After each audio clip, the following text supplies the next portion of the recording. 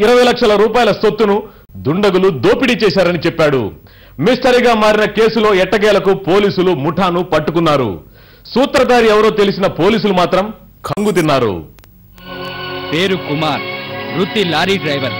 ఓ రోజు కుమార్ కు 20 లక్షల రూపాయల విలువైన అల్యూమినియం కాయిల్స్ ఇచ్చి చెన్నై దగ్గరలోని గుమ్మడిపూడిలో అందజేయమంటూ సేట్ చెప్పాడు. లారీలో బయలుదేరిన కుమార్ కు కొత్త ఆలోచన వచ్చింది. ఎంతకాలం ఈ పాటలు అనుకున్నాడు. 20 లక్షల సరుకు ఎలాగైనా సొంతం చేసుకోవాలని మాస్టర్ ప్లాన్ వేశాడు. తనకు పరిచయం ఉన్న స్నేహితులు గతంలో పలుమార్లు జైలుకు వెళ్లి వారు ఓ అంతర్రాష్ట్ర ముఠాగా తయారయ్యారు. వెంటనే వారిని ఫోన్లో సంప్రదించిన కుమార్ విషయాన్ని చెప్పి అనుకున్న ప్రకారం సొత్తును మాయం చేశారు. ఆ తర్వాత కుమార్ ఏమీ తెలియనట్లు చిన్న గాయాలు చేసుకుని పలమనేరులో సరుకు దోపిడీ అయ్యిందంటూ నాయుడుపేట పోలీసులకు ఫిర్యాదు చేశారు.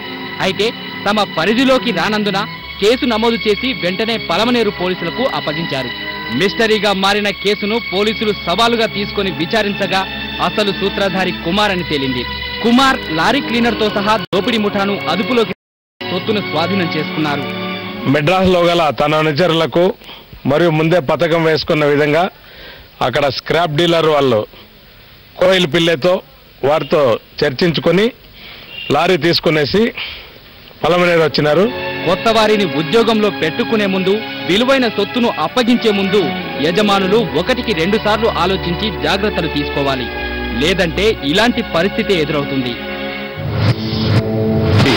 040-1255-220 నెంబర్కు ఫోన్ చేసి సమాచారం అందించండి.